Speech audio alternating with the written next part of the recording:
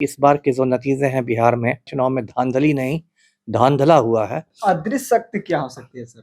तेजस्वी यादव ने भी कहा, प्रशांत किशोर ने देखिए, कहा। अदृश्य शक्ति वो होती है कि ऐसी चीज जिसको आप ऐसे साबित नहीं कर सके। जैसे जगदानंद सिंह जो है, पूर्व अध्यक्ष हैं, राजद के पूर्व प्रदेश अध्यक्ष, उन्होंने कहा कि ईवीएम में 25,000 वोट बीजेपी के पहले से थे। तेजस्वी ने अपने बयान में एक महत्वपूर्ण बात कही कि अब बैलेट पेपर की जो गिनती हुई, जो पोस्टल बैलेट्स आते हैं, उसमें राजद को 148 सीटों पर राजद आगे रही, लेकिन जहां ईवीएम में गिनती हुई वो राजद 25 सीटों पर सिमट गई। तो ऐसे में सर फिर तो जो राजद के 25 विधायक है तो उनको तो इस्तीफा देना चाहिए, क्योंकि अब तो कायदे से आपकी बात सही है। यदि मैं तेजस्वी की जगह रहता तो कहता कि भाई जब बेईमानी हुई है तो हमारा विधानसभा में बैठने का कोई मतलब ही नहीं है, हम लोग इस्तीफा देके सड़कों पर संघर्ष करेंगे। अब ये बात तो तेजस्वी को सोचना है, राहुल गांधी को सोचना है। बिहार विधानसभा चुनावी नतीजे आने के बाद अब तेजस्वी यादव ने एक कांग्रेस के वरिष्ठ जो है नेता कपिल सिब्बल के इंटरव्यू में जो है उन्होंने अपनी एक बात रखी है। कहा है उन्होंने कि इस बार बिहार में जो चुनाव हुए हैं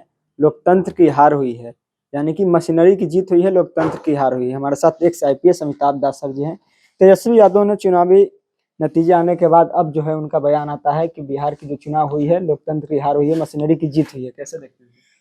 नहीं, सही कहा आपने। और जो तेजस्वी ने आज कहा, ये बात मैं 14 नवंबर से ही कह रहा हूँ, जिसे नतीजे आए उसी समय से मैं कह रहा हूँ कि इस बार के जो नतीजे हैं बिहार में, वो पिछले दरवाजे से जनादेश की चोरी है और वोट चोरी से ये नतीजे हुए हैं। और इस बार बिहार चुनाव में धांधली नहीं, धांधला हुआ है, बड़े पैमाने पर बेईमानी हुई है। और देखिए, इस वोट चोरी की नींव जून महीने में ही रख दी गई थी, जब चुनाव आयोग ने SIR का ऐलान किया था, स्पेशल इंटेंसिव रिवीजन का, इसको हिंदी में कहते हैं विशेष गहन पुनरीक्षण, और कहा था कि नए सिरे से मतदाता सूची का प्रकाशन होगा। उसी समय बहुत सारे लोगों को इस बात का अंदेशा हुआ कि अब चुनाव आयोग बेईमानी पर उतारू हो गया है, तो सुप्रीम कोर्ट में बहुत सारी याचिकाएं दायर हुई SIR के खिलाफ, और सुप्रीम कोर्ट ने उन याचिकाओं की सुनवाई भी की। लेकिन एक निराशा की बात है कि सुप्रीम कोर्ट ने बिहार चुनाव के पहले कोई फैसला नहीं सुनाया। अभी भी उसमें तारीख पर तारीख पड़ रही है, और बिहार चुनाव हो भी गया, नतीजे भी आ गए, और चुनाव आयोग ने SIR के तहत बिहार में 65 लाख मतदाताओं के नाम वोटर्स लिस्ट से काट दिए। और माना जाता है कि ज़्यादातर वैसे मतदाताओं को हटा दिया गया जो महागठबंधन को परंपरागत रूप से वोट देते थे, गरीब लोग या अल्पसंख्यक अकलियत वाले, दलित बहुजन वगैरह। तो इस बार तो बेईमानी हुई ही है, क्योंकि हम लोग भी देख रहे थे कि जनता का जो मूड था वो बदलाव का मूड था। जिस तरह से राहुल गांधी की वोटर अधिकार यात्रा में जन सैलाब आया था, या जिस तरह से प्रशांत किशोर की बिहार बदलाव यात्रा में जन सैलाब आया था, और हम लोग को भी लग रहा था कि इस बार जनता बदलाव के मूड में है। और 19-20 से मान लीजिए NDA की सरकार बन भी जाती तो लगता है कि ठीक है, बन गई। लेकिन जिस तरह से एक तरफा नतीजे आए हैं, 200 से भी ज्यादा सीट NDA को आई है, और जीतने वाले उम्मीदवार हार गए, और जिनके बारे में सब समझ रहे थे कि हार जाएंगे वो जीत गए। तो इस बार लगा, और प्रशांत किशोर ने भी कहा है कि इस बार कुछ अदृश्य शक्तियों ने काम किया है। तेजस्वी यादव ने भी कह दिया। और अब तो देखिए, वोट चोरी एक पैटर्न हो गया है। अदृश्य शक्ति क्या हो सकती है सर? तेजस्वी यादव ने भी कहा, प्रशांत किशोर ने देखिए, कहा। अदृश्य शक्ति वो होती है कि ऐसी चीज जिसको आप ऐसे साबित नहीं कर सके। जैसे जगदानंद सिंह जो है, पूर्व अध्यक्ष हैं, राजद के पूर्व प्रदेश अध्यक्ष, उन्होंने कहा कि ईवीएम में 25,000 वोट बीजेपी के पहले से थे। अच्छा। गिनती के पहले से ही 25,000 वोट बीजेपी के ईवीएम को हैक करके डाल दिए गए थे। अब ये सब आजकल ईवीएम हैक होने पर साइबर क्राइम का जमाना है, और लगातार कहा जा रहा है कि ईवीएम हैक किया जा रहा है। तेजस्वी ने अपने बयान में एक महत्वपूर्ण बात कही कि अब बैलेट पेपर की जो गिनती हुई, जो पोस्टल बैलेट्स आते हैं, उसमें राजद को 148 सीटों पर राजद आगे रही, लेकिन जहां ईवीएम में गिनती हुई वो राजद 25 सीटों पर सिमट गई। तो इतना बैलेट पेपर्स और ईवीएम में इतना ज्यादा कैसे फर्क आएगा, है ना? तो ये सब बातें हैं। अब देखिए, 14 दिसंबर जो आने वाला है, तो कांग्रेस ने ऐलान भी किया है, वोट चोरी के मुद्दे पर रामलीला मैदान दिल्ली में एक बड़ी रैली होगी। तो वोट चोरी तो एक बड़ा मुद्दा हो ही गया है। राहुल गांधी ने देखिए लगातार संवाददाता सम्मेलन किए हैं, और अलग अलग राज्यों में वोट चोरी को दिखाया है। कर्नाटक में कैसे वोट चोरी हुई, महाराष्ट्र में कैसी हुई, हरियाणा में कैसी हुई। हरियाणा में तो ऐसी वोट चोरी हुई कि ब्राजील की एक मॉडल, बताइए, ब्राजील दक्षिण अमेरिका का देश है, 7 समंदर पार। ब्राजील की एक मॉडल है मैथियस फेरेरो, उसने हरियाणा में 22 बार वोट दे दिए। कहीं मुस्कान के नाम से, कहीं स्वीटी के नाम से, कहीं सरस्वती के नाम से, कहीं किसी के नाम से। तो इन लोगों ने चुनाव को मजाक बना दिया है। और जब जिस दिन नतीजा आया भी बिहार चुनाव का 14 नवंबर को, उस दिन भी सोशल मीडिया पर बहुत लोग लिख रहे थे कि जनादेश नहीं ज्ञानादेश है, जनादेश नहीं ज्ञानादेश है। मतलब ज्ञानेश कुमार का आदेश है, जो भारत के मुख्य निर्वाचन आयुक्त हैं ज्ञानेश कुमार। और कहीं ना कहीं तो मिली भगत है ही भाजपा और चुनाव आयोग में। चुनाव आयोग पर आरोप लगाए जाते हैं और भाजपा के प्रवक्ता उसका बचाव करते हैं। तो कहीं ना कहीं तो चोर चोर मसेरे भाई की स्थिति लग रही है। इसलिए तेजस्वी ने जो कुछ कहा है मैं उससे सहमत हूँ जी। इस बार वो भी तो यह भी बता रहे हैं कि जो बूथ लेवल है उनकी संख्या बढ़ाई गई है ताकि ईवीएम में कुछ छेड़छाड़ की जा सके। बहुत बहुत सारे षड्यंत्र रहते हैं, एक षड्यंत्र नहीं होता है, बहुत सारे षड्यंत्र रहते हैं।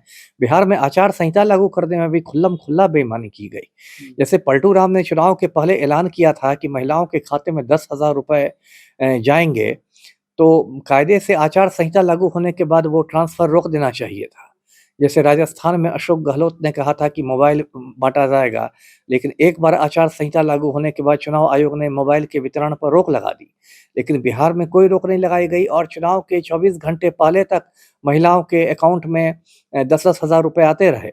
तो कहीं न कहीं चुनाव आयोग ने बहुत बेईमानी की है और अब चुनाव आयोग की देखिए विश्वसनीयता संकट में है। आप जाएँगे सोशल मीडिया पर तो चुनाव आयोग का नाम लोगों ने चूना आयोग रख दिया है और चुना आयोग है, मतदाताओं को चूना लगा रहा है, लोकतंत्र को चूना लगा रहा है। जो हो रहा है वो इस देश में बहुत दुर्भाग्यपूर्ण है। जी। तो ऐसे में सर फिर तो जो राजद के 25 विधायक हैं तो उनको तो इस्तीफा देना चाहिए क्योंकि अब तो उनकी कायदे से आपकी बात सही है। यदि मैं तेजस्वी की जगह रहता तो कहता कि भाई जब बेईमानी हुई है तो हमारा विधानसभा में बैठने का कोई मतलब ही नहीं है। हम लोग इस्तीफा देके सड़कों पर संघर्ष करेंगे। अब ये बात तो तेजस्वी को सोचना है, राहुल गांधी को सोचना है। जी। तो कहा जा रहा है कि सर जिस तरह से बिहार में एसआईआर हुए चुनाव से पहले 3-4 महीना पहले एसआईआर हुए, लेकिन अब तो यूपी में अभी समय काफी, लेकिन वहां तो अब से एसआईआर हो रहा है, तो फिर हर जगह देखिए जमीन तैयार की जा रही है ना। सुप्रीम कोर्ट ने कोई साफ-साफ फैसला अब तक सुनाया नहीं है, इसलिए चुनाव आयोग को मौका मिल गया। अब 27 अक्टूबर को, इसी साल 27 अक्टूबर से 9 राज्यों में और 3 केंद्र शासित प्रदेशों में एसआईआर का अभियान शुरू है। यूपी में, मध्य प्रदेश में, बंगाल में, राजस्थान में, छत्तीसगढ़ में, गुजरात में, केरल में। और बीएलओ लोगों पर इतना ज़्यादा दबाव है कि अब तक लगभग 27-28 बीएलओ लोगों ने आत्महत्या कर ली है। इतना ज़्यादा उन पर दबाव है, वो लोग करने लगे हैं जो बूथ लेवल ऑफिसर्स होते हैं। तो ये सब पूरा धांधली हो रही है, नाच हो रहा है। जी। तेजस्वी यादव ने इतनी लंबी समय के बाद चुप्पी तोड़ी है, तो क्या लगता है सर कि कोई बड़ा निर्णय ले सकते हैं आगामी चुनाव के लिए या 5 साल की रणनीति कुछ बना सकते हैं? अब मुझे लगता है वही रणनीति बनाने के लिए शायद तेजस्वी गए हुए हैं दिल्ली, है ना? अभी तो उन पर आरोप लग रहा है कि वो तो विदेश चले गए हैं, सदन से गायब रह रहे हैं। नहीं, कपिल सिब्बल को दिल्ली में इंटरव्यू दे रहे हैं। देखिए आरोप लगाने वाले कोई आरोप लगा देंगे, उसका कोई मतलब नहीं है। जो मेरी सूचना है, जो मेरे सूत्र बताते हैं, अभी संसद का सत्र चल रहा है, राहुल गांधी पटना नहीं आ रहे हैं। राहुल गांधी को तेजस्वी नहीं बुलाया है और मुझे लगता है कि वो जो वोट चोरी वाली रैली होगी दिल्ली में, उसमें मुझे लगता है तेजस्वी एक मुख्य वक्ता के रूप में शामिल होंगे और वो आंकड़ों और तथ्यों के साथ बताएंगे कि किस तरह बिहार में वोट चोरी हुई। मतलब वोट चोरी का मुद्दा सबसे बड़ा मुद्दा है। हाँ जी, इस बार के चुनाव में पूरी वोट चोरी का नाच हुआ है और पिछले दरवाजे से जनादेश को चुराया गया है। जी। बहुत बहुत धन्यवाद सर। तो हमारे साथ एक्स आईपीएस अमिताभ दास हैं, इन्होंने क्या कुछ कहा। जिस तरह से तेजस्वी यादव ने चुनावी नतीजे के 20 दिनों के बाद जो है उन्होंने एक कपिल सिब्बल के जो है इंटरव्यू में, कांग्रेस के बड़े नेता कपिल सिब्बल जी के इंटरव्यू में उन्होंने कहा है कि इस बार की जो बिहार में चुनाव हुए हैं मशीनरी की जीत हुई है, यानी कि लोकतंत्र की हार हुई है। और भी कई ऐसी चीजें उन्होंने जो बताई है जो बिहार के चुनाव से जो है काफी उनका इस बार के जो सीटें जो कम आई है, पिछली बार जिस तरह से 75 सीटें थी आरजेडी की, इस बार जो है सीटें कम आई, उसको लेकर भी उन्होंने कहा है कि हमारी वोट प्रतिशत बढ़ी लेकिन फिर भी सीटें जो है कम आई है। बाकी पूरी बातचीत पर आपकी क्या राय है कमेंट कीजिए। देखते रहिए द एक्टिविस्ट, मैं उनको हमारा बहुत बहुत धन्यवाद।